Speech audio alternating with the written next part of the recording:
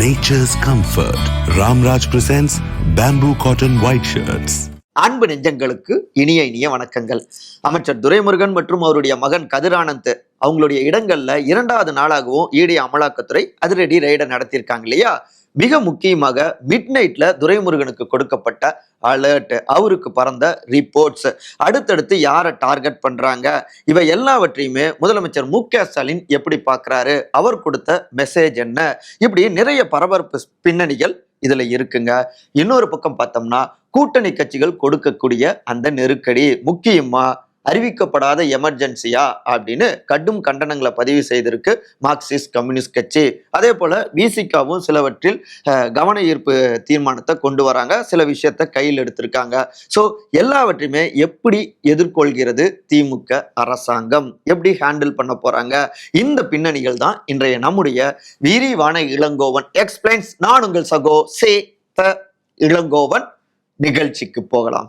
7 மணி நேர காத்திருப்பு, அதிகாலை 2:30 மணி, மிட் நைட்டில் துரைமுருகனுக்கு கொடுக்கப்பட்ட அலர்ட். திமுகவுடைய பொதுச் செயலாளர் சீனியர் அமைச்சர் திரு துரைமுருகன் மற்றும் அவருடைய மகன் நாடாளுமன்ற உறுப்பினர் திரு கதிரானந்த் 2 பேருடைய இடங்கள்லையும் ஈடி அமலாக்கத்துறை இரண்டாவது நாளாகவும் அதிரடி ரெய்டையும் தொடர்ந்துட்டு இருக்காங்க. அவங்களுடைய கல்வி நிறுவனங்கள் பல்வேறு இடங்கள்லையும் அந்த ரெய்டு தொடர்ந்துட்டு இருக்கு. நேற்றைக்கு 3ஆம் தேதி காலை நேரத்திலேயே இந்த ரெய்டை அவங்க ஸ்டார்ட் பண்ணிட்டாங்க. இந்த ரெய்டு எப்படி நடந்தது அப்படிங்கிறத பார்க்கறதுக்கு முன்னாடி ஏன் இந்த ரெய்டு அப்படிங்கிறத சுருக்கமா பார்த்துடலாங்க. கடந்த 2019ஆம் ஆண்டில் நடந்த நாடாளுமன்ற தேர்தல் நேரத்துல திமுகவுடைய முக்கிய நிர்வாகியும் துரைமுருகன் அவர்களுடைய அதிதீவிரமான ஆதரவாளருமான பூஞ்சோலை சீனிவாசன் அவர்களுடைய சொந்தமான இடத்துல இருந்து 10.57 கோடி ரூபாயை வருமான வரித்துறையினர் கைப்பற்றி இருந்தாங்க இல்லையா.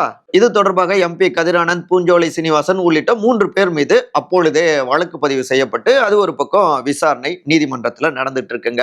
இந்த நிலையில தான் சமீபத்துல காட்பாடி சுற்று வட்டார பகுதிகளில் ஏறக்குறைய 200 ஏக்கருக்கும் மேற்பட்ட அரசு புறம்போக்கு நிலங்களை முறைகேடாக பத்திரப்பதிவு செய்து தனியாருக்கு விற்பனை செய்து வந்த அந்த குற்றச்சாட்டிலும் சிக்கினாரு பூஞ்சோலை சீனிவாசன். இதை ஒட்டிதான் லஞ்ச ஒழிப்புத்துறையினருடைய ரேடார்லையும் தொடர்ந்து அவர் கண்காணிக்கப்பட்டுக்கிட்டு வராரு. இப்படிப்பட்ட ஒரு சூழல்ல தான் தற்போது இந்த அதிரடி ரெய்டையும் ஈடி அமலாக்கத்துறையும் தொடங்கியிருக்காங்க.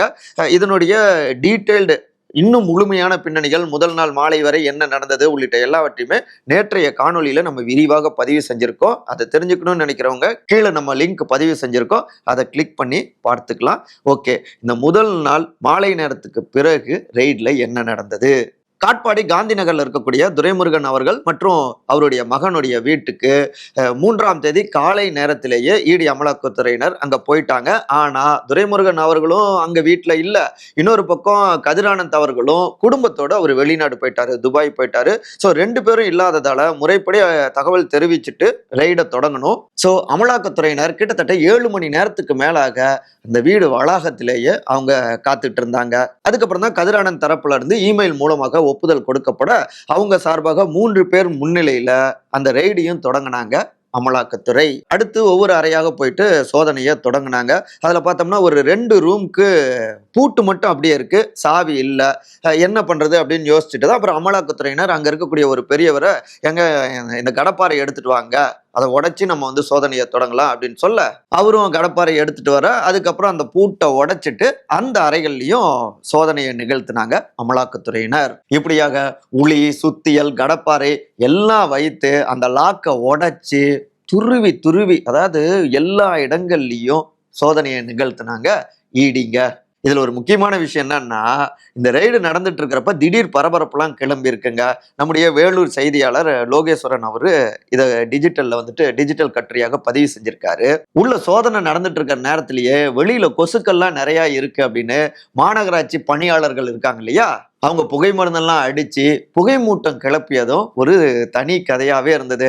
ஐயா, உங்கள் கடமை உணர்ச்சிக்கு அளவே இல்லையா அப்படிங்கிற ரீதியில தான் பலரும் பார்த்திருந்தாங்க. அதே நேரத்துல இங்க என்ன நடந்துட்டு இருக்கு ரெய்ட்ல அப்படிங்கிற தகவல்கள் உடனுக்குடன் அமைச்சர் திரு துரைமுருகன் அவருக்கும் தெரியப்படுத்தப்பட்டு கொண்டே இருந்ததுங்க. குறிப்பிட்டு சொல்லணும்னா 3ஆம் தேதி இரவு 10 மணி வரை ரெய்டு தீவிரமா நடந்துட்டு இருந்தது. துரைமுருகன் அவருடைய வீட்டில் இருக்கக்கூடியவங்களும் துரைமுருகனுக்கு ஐயா இங்க இது ரெய்டெல்லாம் நடந்துட்டு இருக்கு, ஆனா அதிகாரிகள் இன்னும் வந்து கிளம்பல, ஒரு இடம் விடாம எல்லா பக்கமும் பார்த்துக்கிட்டே இருக்காங்க, யார் யார்கிட்டயோ அவங்க எல்லாம் கால் பண்ணி பேசிட்டு இருக்காங்க, என்ன நடந்துட்டு இருக்குன்னு தெரியல அப்படின்னு நிமிஷத்துக்கு நிமிஷம் அவங்க அப்டேட்ஸுகளை கொடுத்துக்கிட்டே இருந்தாங்க. அதுக்கப்புறம் அமலாக்கத்துறையினரும் என்னென்னலாம் முறையா பண்ணணும், அந்த அவங்களுடைய நடைமுறைகள்லாம் இருக்கு இல்லையா, அதெல்லாம் முடிக்கிறதுக்கு ஏறக்குறைய மிட் நைட், அதாவது அதிகாலை சுமார் 2:30 மணி ஆகிடுச்சு அப்படிங்கிறாங்க துறை ரீதியிலான சில அதிகாரிகள்.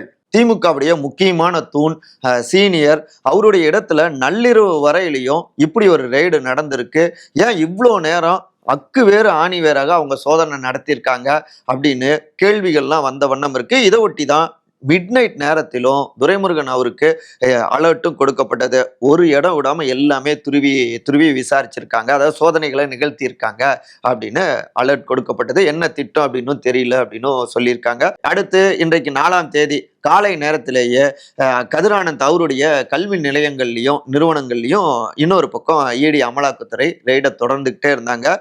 இந்த வகையில இந்த 2 நாள் ரெய்டு அமைச்சர் திரு துரைமுருகன் அவருடைய தூக்கத்தை தொலைத்த ரெய்டா இருந்திருக்கு. அவர் தூக்கத்தை கெடுத்துட்டாங்க இடி அமலாக்கத்துறை அப்படிங்கிறாங்க.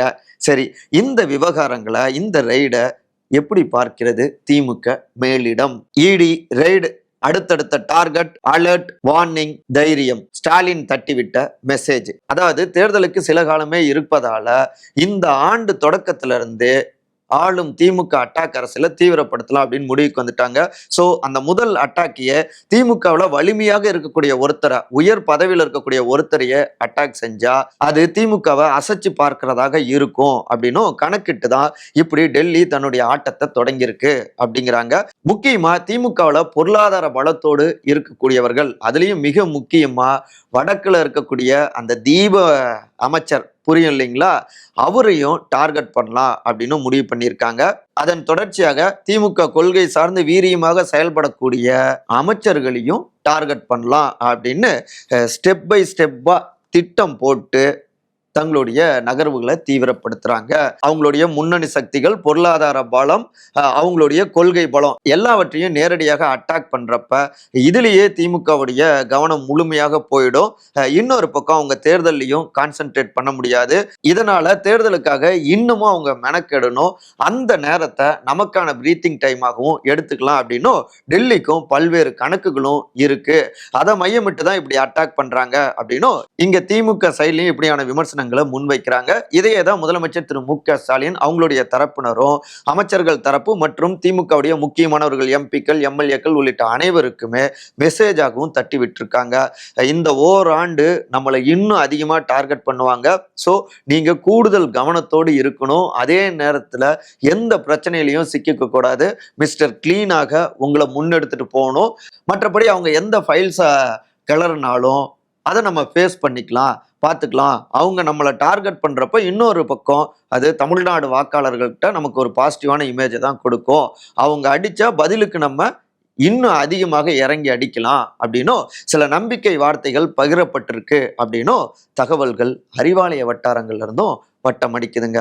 அறிவிக்கப்படாத எமர்ஜென்சி, திமுகவை டார்கெட் செய்யும் மார்க்சிஸ்ட், ஸ்டாலினுக்கு திகில் கிளப்பும் கூட்டணி கட்சிகள். ஒரு காலத்துல நடிகர் திரு ரஜினிகாந்த் அவர் நடிப்பதாக ஒரு பட அறிவிப்பு வெளியானது. பிற்பாடு வேறொரு நடிகர் நடிச்சார்னு நினைக்கிறேன். அந்த அறிவிப்பு வெளியான நேரத்துல ஒரு வாசகம் செம்ம ஃபேமஸ்ங்க, விளம்பரம். இறைவா, எதிரிகளை நான் பார்த்து கொள்கிறேன், நண்பர்களிடமிருந்து என்னை நீ காப்பாற்று அப்படின்னு. அப்படி ஒரு சூழல்ல தான் சிக்கி தவிச்சிட்டு இருக்கு திமுக அப்படிங்கிறாங்க. ஏன்னா அதிமுக, பாஜக, நாத்தாக்க இப்படி எதிர்கட்சிகள் என்ன பண்ணாலும் பெரும் பிரச்சனை இல்லை, அதை நாங்கள் பார்த்துக்கிறோம். ஆனால் கூட்டணி கட்சியினர் கொடுக்கக்கூடிய குடைச்சல்கள் தாங்க முடியலப்பா அப்படின்னு புலம்புறாங்க திமுகவினரு. அன்றைக்கு கள்ளக்குறிச்சி கள்ளச்சாராய மரணங்கள், அதற்கு எதிரான போராட்டங்கள் தொடங்கி மதுவிலக்கு மாநாடு அப்படின்னு பயணிச்சு வேங்கை வயல் உள்ளிட்ட பலவற்றையும் தொட்டு இன்றைக்கு சிபிஎம் மார்க்சிஸ்ட் கம்யூனிஸ்ட் கட்சியுடைய மாநாடு விழுப்புரத்துல நடந்த 24வது மாநில மாநாடுங்க. அதுல மிக காட்டமாகவே கம்யூனிஸ்ட் கட்சி திமுகவை விமர்சிக்கக்கூடிய அளவுல வந்து நிற்குதுங்க. நேற்றைக்கு ஜனவரி 3ஆம் தேதி அந்த மாநாடு நடந்தது. அதுல தமிழ்நாடு மாநில செயலாளரான தோழர் கே பாலகிருஷ்ணன் அவர் பேசுறப்ப, அண்ணா பல்கலைக்கழக மாணவிக்கு நேர்ந்த அந்த பாலியல் வன்கொடுமை, இதை வைத்து பாஜக அரசியலாக்க நினைக்குது. அதே நேரத்துல தமிழ்நாட்டுல மட்டும் இல்ல, நாட்டுல எந்த மூலையில எந்த பகுதியில பெண்களுக்கு எதிரான வன்கொடுமைகள் நிகழ்ந்தாலும் அதற்கு எதிராக போராடக்கூடிய இயக்கமாக எங்களுடைய மார்க்சிஸ்ட் கம்யூனிஸ்ட் கட்சி இருக்கும். இப்படியே ஒரு பக்கம் பாஜக அட்டாக்க முன்வைத்து விட்டு பேச்சை அப்படியே ரூட்டை மாத்தினாருங்க. பாஜக ஆர்எஸ்எஸ்க்கு எதிராக திமுக கூட்டணியில, இந்தியா கூட்டணியில இணைந்து நாங்க அவங்களுக்கு எதிராக போராடிக்கிட்டு இருக்கோம். அதே நேரத்துல அதான் முக்கியம், அப்படியே வாசிக்கிறேன். தமிழ்நாட்டுல பட்டா கேட்டு போராடினா, தொழிலாளர்கள் உரிமைக்காக போராடினா உடனடியாக காவல்துறையினர் வழக்கு பதிவு செய்கின்றனர். தமிழ்நாட்டில் அறிவிக்கப்படாத அவசர நிலை உள்ளதா, அதாவது எமர்ஜென்சி இருக்கா அப்படிங்கிற கேள்வி எழுகிறது அப்படின்னு அழுத்தமாக இதை பதிவு செஞ்சாரு தோழர் கே பாலகிருஷ்ணன். இப்படி இந்த விவகாரம் ஒரு பக்கம் புகைந்து கொண்டிருக்க, இன்னொரு பக்கம் மற்றொரு கூட்டணி கட்சியான விடுதலை சிறுத்தைகள் கட்சி அவங்க வேங்கை வயல் மற்றும் அண்ணா பல்கலைக்கழக மாணவி அந்த விவகாரத்தை ஒட்டி கவன ஈர்ப்பு தீர்மானம் கொண்டு வருகிறோம் அப்படின்னு ஒரு அறிவிப்பையும் வெளியிட்டு இருக்காங்க.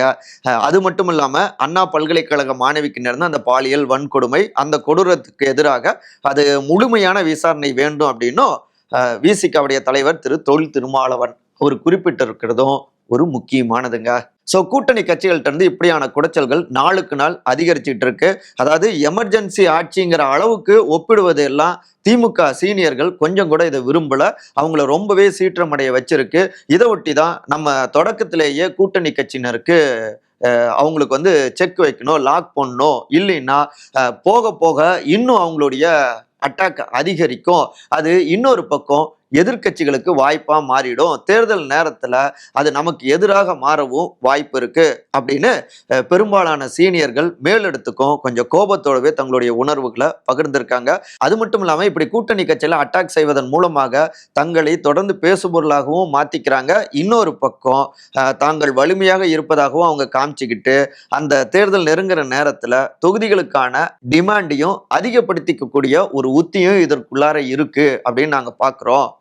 எதற்கும் நம்ம அஞ்சக்கூடாது, அதற்குள்ளார நம்மளுடைய சொந்த பலத்தையும் ஆட்சியின் பலத்தையும் உறுதியாக்கிக்கணும், ஒரு முடிவு எடுக்கணும் அப்படிங்கிற ரீதியில எக்கச்சக்கமாக திமுகவுடைய பெரும்பாலான சீனியர் அமைச்சர்கள்லாம் தலைமை கிட்ட உணர்வுகளை அப்படியே கொட்டி இருக்காங்க.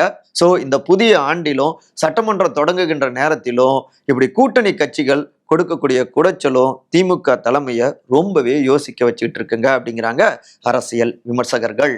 அதனால எல்லா பக்கங்களிலிருந்தும் திமுகவை நோக்கி ஆபத்துகள் வந்த வண்ணம் இருக்கு.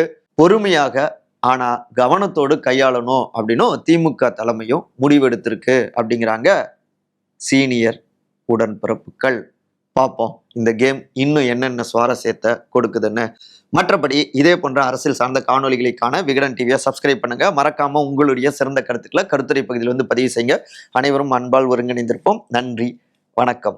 Nature's comfort. Ramraj presents bamboo cotton white shirts.